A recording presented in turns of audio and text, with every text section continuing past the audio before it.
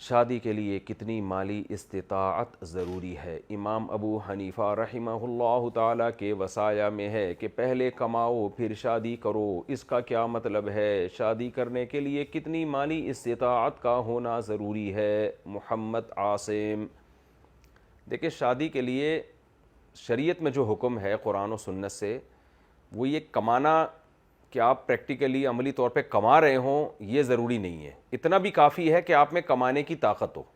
ایک آدمی کما نہیں رہا لیکن وہ کہتا ہے کہ میرے دونوں ہاتھ دونوں پاؤں سلامت ہیں، میں مزدوری کر لوں گا، میری شادی ہو جائے تو میں اپنا بھی خرچہ اٹھاؤں گا، بیوی کا بھی، تو ایسے آدمی کے لیے بھی شادی کرنا جائز ہے۔ لیکن اصل بات یہ ہے کہ اس کو رشتہ دے گا کون؟ لڑکی والے، یعنی اس کے لیے تو جائز ہے لیکن لڑکی والوں کے لیے تو لازم نہیں ہے نا کہ جو بھی پیغام بھیجے اس کو قبول کر لے وہ، تو اس کے لیے تو جائز ہے۔ جیسے کہ بخاری کی حدیث ہے، نبی صلی اللہ علیہ وسلم نے ایک ایسے شخص صحابی کا بھی نکاح کیا جن کے پاس ایک تہبند کے علاوہ کچھ بھی نہیں تھا، ایک لوہے کی انگوٹھی تک نہیں تھی ان کے پاس، تو وہ بیچارے کیا کما رہے ہوں گے، لیکن نبی نے ان کو شادی سے منع نہیں کیا۔ انہوں نے نکاح کا پیغام بھیجا، خاتون صحابیہ وہ راضی تھی اس نکاح پہ، تو جب لڑکی راضی ہے تو آپ کما رہے ہو نہیں کما رہے ہو یہ میاں بیوی کا ہیڈک ہے۔ تو غریب سے غریب آدمی کے لیے بھی جائز ہے کہ وہ شادی کرے لیکن سامنے والی پارٹی کو دھوکہ نہ دے۔ تو اس لیے لڑکی کے لیے جائز ہے کہ وہ انکار کر دے، وہ نہ کرے۔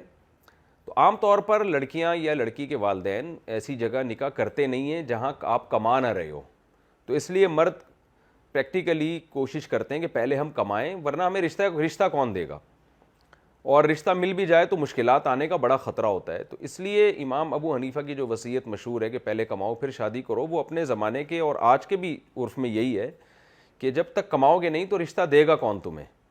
تو شرعی حکم نہیں ہے، وہ شرعی مسئلہ نہیں ہے۔ شریعت میں تو آپ نہیں بھی کما رہے ہو، کمانے کی صرف طاقت بھی ہو تو آپ شادی کر سکتے ہو، کیونکہ اللہ کا وعدہ ہے یکونوا فقراء یغنیہم اللہ من فضلہ، نکاح کی برکت سے تو اور اللہ تعالیٰ غنا عطا فرماتا ہے۔ تو امام صاحب نے جو لوگوں کے حالات کو دیکھ کر کہ پریکٹیکلی ایسا ہی ہوتا ہے کہ جب تک آپ کماتے نہیں ہو آپ کو رشتہ نہیں ملتا، اور اگر آپ کو بغیر کمائے رشتہ مل بھی جائے تو بعض دفعہ لڑکی والے اس وقت تو راضی ہو جاتے ہیں آپ کی غربت پہ، لیکن بعد میں مشاہدہ ہے کہ وہ مسائل کر رہے ہوتے ہیں۔ بعض دفعہ لڑکیوں کا جوش ہوتا ہے، عشق سوار ہوتا ہے ان کے اوپر، انہوں نے آپ سے شادی کر لی، پھر جب دیکھا کہ میاں صاحب کی آمدن بہت کم ہے تو جھگڑے شروع کر دیے۔ تو اس لیے ایک نارملی یہی مشورہ دیا جاتا ہے لوگوں کو، ہم بھی یہی کہتے ہیں کہ بھائی کما لو، تھوڑی سی آمدن ہو جائے گی تو اس کا فائدہ یہ ہوگا کہ لڑکی آپ کے ساتھ اچھی طرح سے گزارا کر سکتی ہے، آپ ٹینشن فری ہو جاؤ گے۔ ورنہ ہوگا یہ کہ آپ پہ ڈبل بوجھ آئے گا اور پھر آپ ٹینشن میں ایسا نہ ہو کہ کمانے کی فکر ہی چھوڑ کے بھی کوئی چھوڑ چھاڑ کے بھاگ جاؤ آپ، ایسا بھی ہوتا ہے بعض دفعہ۔ تو وہ اس کا یہ مطلب ہے، ورنہ شرعی حکم نہیں ہے یہ ایک مشورہ ہے۔ رہا یہ مسئلہ کہ کتنی تنخواہ ہو کہ ہم شادی کر لیں، پھر تو اس کا تعلق ہے آپ کہاں نکاح کا پیغام بھیج رہے ہیں۔ تو شریعت آپ کو کہتی ہے کہ اگر آپ غریب ہیں تو آپ غریب لڑکی سے شادی کریں۔ آپ کی تنخواہ اگر 20,000 روپے ہے تو آپ ایسی لڑکی سے شادی کریں جس کے والد کی تنخواہ 10,000 روپے ہو، وہ بیچاری 10,000 میں گزارا کر رہی ہے تو آپ کے 20 میں تو وہ زیادہ اچھا گزارا کرے گی۔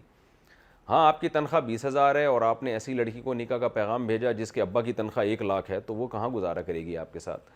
تو اسلام میں کوئی تعداد متعین نہیں ہے کہ آپ اتنا کما رہے ہوں تو آپ شادی کریں۔ اسلام میں یہ ہے کہ آپ ایک غریب لڑکی کا خرچہ اگر اٹھا سکتے ہیں تو آپ شادی کر لیں۔